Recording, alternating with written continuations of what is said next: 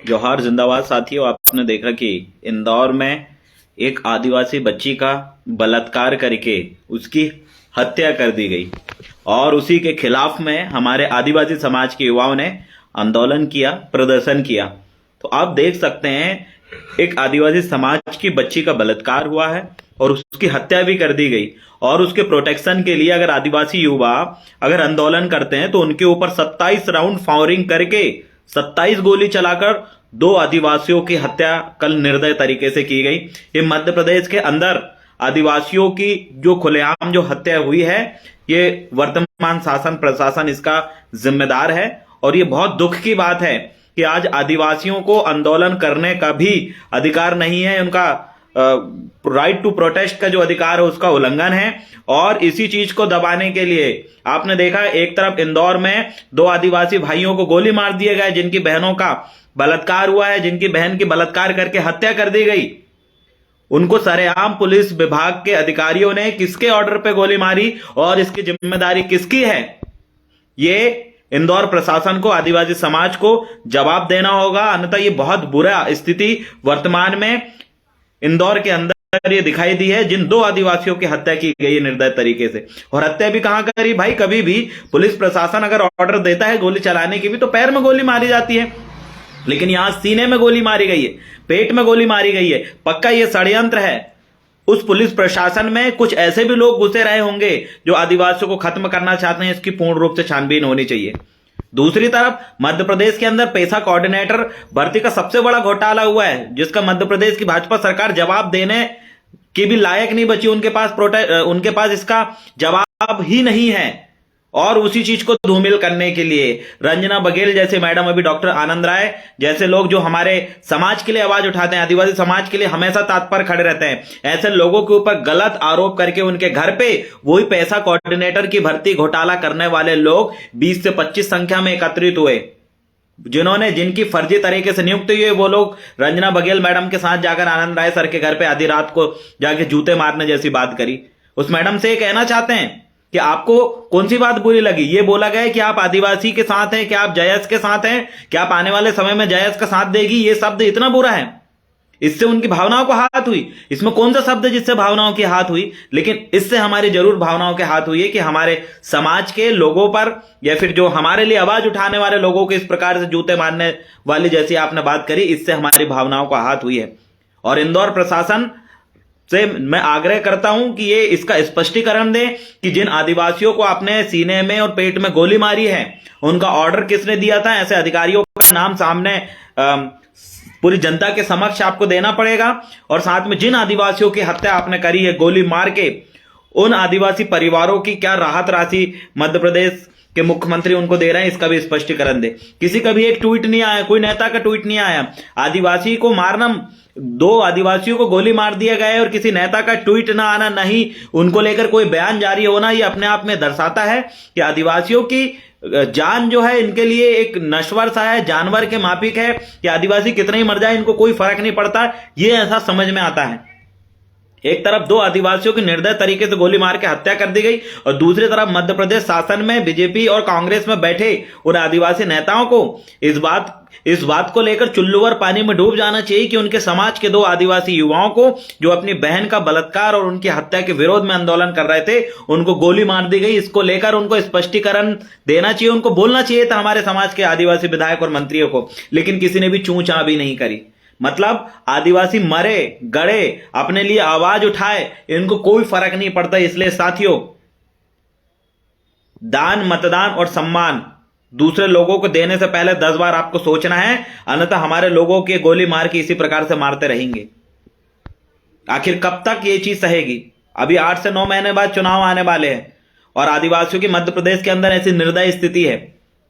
तो ऐसे में ऐसे लोगों को, मुझे नहीं लगता कि आपको और हमें ऐसे लोगों को कभी वोट देके यहां पर सरकार में बिठाना चाहिए, जिनको आदिवासियों की, जो कि 28% से ज्यादा मध्य प्रदेश में आदिवासी है, 28% आदिवासियों का जान की इनको कोई भी थोड़ा सा भी इनको दुख नहीं है उनके जान जाने की, उनकी हत्या की। तो ऐसे लोगों को आप जो जिताकर बैठाकर अगर सत्ता में अगर पहुंचाओगे तो आने वाले समय में ये लोग, अभी 2 आदिवासियों को गोली मारी है कल की, और आप और हम अगर आंदोलन करेंगे, हम हमको भी ये कभी भी गोली मार देंगे।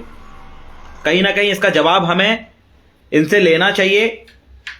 और आदिवासी मूवमेंट को लेकर काम करने वाले जितने भी सामाजिक कार्यकर्ता है उनको भी इस बारे में सोचना चाहिए कि आपको आंदोलन करने से रोकने के लिए एक तो ये हमारे लोगों पर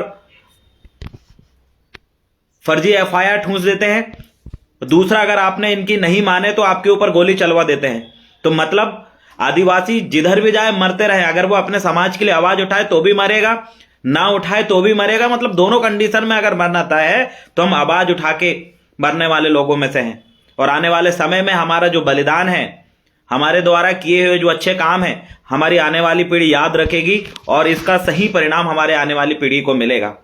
कहीं ना कहीं आज वर्तमान में आपने देखा कि खंडवा में भी 25,000 एकड़ जमीन को रातों रात काट के कुछ भूमाफिया और वन मंत्री के साथ मिलकर बेच दिया गया, और उसमें आदिवासियों को दारू पिलाकर उनके माथे पे बंदूक टकाकर उनसे आगे देख के जंगल कटवाया गया। मारने वाला भी आदिवासी और मरने वाला भी आदिवासी।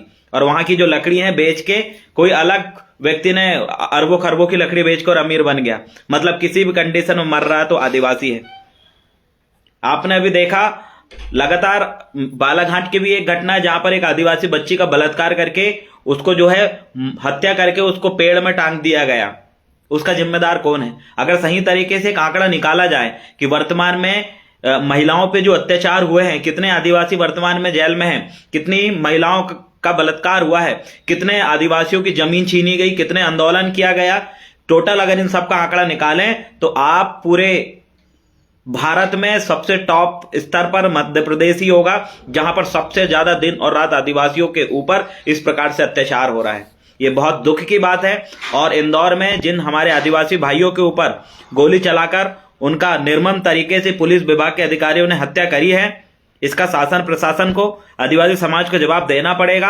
अन्यथा मात्र इंदौर में अभी आंदोलन हुआ है, हम इस आंदोलन की, इस विरोध की बेला को पूरे भारत देश के अंदर चलाएंगे कि आजाद मुल्क में इंदौर जैसी जगह में अगर आप आदिवासियों को खुलेआम इस प्रकार से अगर गोली मार सकते हैं, छाती पे गोली मार सकते हैं, उनके सीने में गोली मार रहे हैं, पेट में गोली मार रहे हैं, तो कहीं ना कहीं ये आदिवासियों की हत्या है।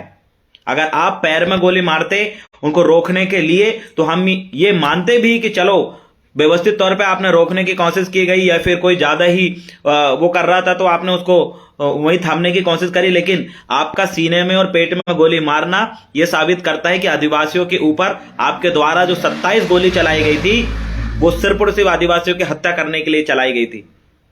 2 आदिवासी की हत्या हुई है। अगर उन 27 गोली में जो चलाई गई थी 27 आदिवासियों को मारने के लिए गोली चलाई गई थी, हम इस नजरिए से उसको देखें। अगर कल के उसमें अगर 27 आदिवासी मरते तो आप ये महसूस करिए कि जिस कदर आज इस देश के बाहर जो लोग हैं इस देश में आक्रमण कर रहे हैं, चाहे वो चाइना के लोग हो, चाहे वो पाकिस्तान के आतंकवादी बोले या आतंकवादी हो, उनको उस तरीके से निर्दय तरीके से नहीं मारा जा रहा है। लेकिन इस देश के मूल मालिक, इस देश के आदिवासी, इस देश के देशज इंडिजिनस लोगों को उनसे भी निर्दय तरीके से मारने की कोशिश की जा रही है। किसी भी तरीके से आदिवासियों को सिर्फ मारा जा रहा है। इसका जवाब हम लेके रहेंगे। मध्य प्रदेश प्रशासन और किस अधिकारी के ऑर्डर पर उन 2 आदिवासियों के ऊपर और पूरे के पूरे जो आंदोलनकारी हमारे आदिवासी है, किसके ऑर्डर में 27 गोली फायरिंग की गई थी, कितनी गोलियों का फायरिंग का इनको ऑर्डर दिया गया था, ये सारी की सारी चीजें इंदौर प्रशासन हम समस्त आदिवासियों के सामने न्यूज मीडिया और पत्रकार के माध्यम से रखें और इसका जवाब दें कि जिन आदिवासियों को आपने मारा था, क्या उनको गोली मार के रोकना जरूरी था? आप इस चीज का जवाब दें कि जिन आदिवासियों को आपने मारा है उनके परिवार की जिम्मेदारी किसकी है, उनके परिवार का भरण पोषण कौन करेगा, इसका आपको जवाब देना पड़ेगा। आपको जवाब देना पड़ेगा कि उस आदिवासी बच्ची का जिन लोगों ने बलात्कार किया है, जिन लोगों ने बलात्कार करके उसकी हत्या करी है, उन लोगों के ऊपर आपने कौन सी प्रशासनिक कार्रवाई करी, इसका भी आपको जवाब देना पड़ेगा। जिसके घर की बहन बेटियों का अगर बलात्कार हुआ है, हत्या हुई है, तो वो व्यक्ति आक्रोशित होकर आंदोलन नहीं करेगा तो क्या करेगा, इसका भी माननीय मध्य प्रदेश के मुख्यमंत्री महोदय को जवाब देना पड़ेगा। कल आपके और हमारे किसी के घर में इस प्रकार से माताओं बहनों का अगर बलात्कार करके अगर हत्या होगी तो क्या लगता है साथियों, आप शांत बैठ जाएंगे, चुप होके घर पे बैठे रहेंगे आप लोग? बिल्कुल नहीं। कल की वही किसी बीजेपी से जुड़े किसी नेता की बेटी का अगर बलात्कार होता और उसकी हत्या होती तो पूरी मीडिया में चूं-चां बोलने लगता, पूरा नेता और पूरा विपक्ष से लेके पक्ष से लेके सब मीडिया में नाचने लगते। लेकिन एक आदिवासी बेटी का बलात्कार और हत्या हुई है, इसको लेकर ये पूरे लोग चुप है। अगर इसी की जगह में बीजेपी से जुड़े किसी नेता के बेटी के साथ बलात्कार और हत्या होती तो ये लोग पूरे सड़कों में निकलकर इतना उपद्रव मचाते, इतनी सरकारी संपत्तियों को नुकसान पहुंचाते, उसको लेकर उनके ऊपर कभी फायरिंग नहीं करे। मुझे बताइए, कभी किसी के ऊपर फायरिंग हुई हो किसी के घर के? इससे पहले कभी इस पुलिस ने, मध्य प्रदेश की इस इंदौर पुलिस प्रशासन ने क्या कभी किसी बच्ची के बलात्कारी के खिलाफ जो आंदोलन हुआ था, किसी भी बेटी के बलात्कार के खिलाफ जो आंदोलन हुआ था, उनके ऊपर इससे पहले कभी फायरिंग करी क्या? नहीं करी।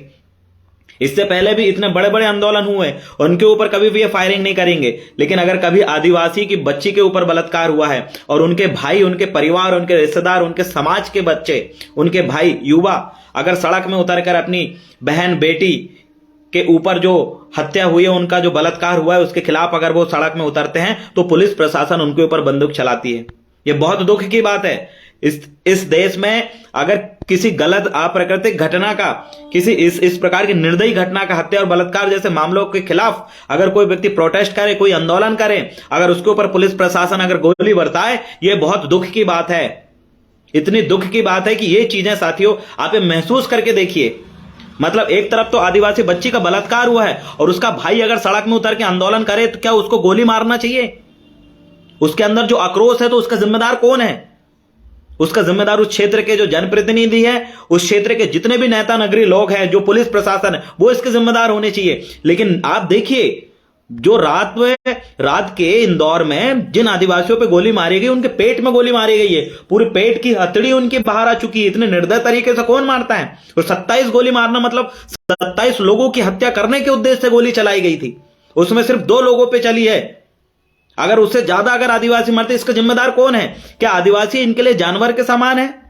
क्या आदिवासियों की मौत का इनको जरा सा भी कोई दुख नहीं है? इनको आदिवासियों को मारना क्या इनको बिल्कुल ऐसा आसान लगता है?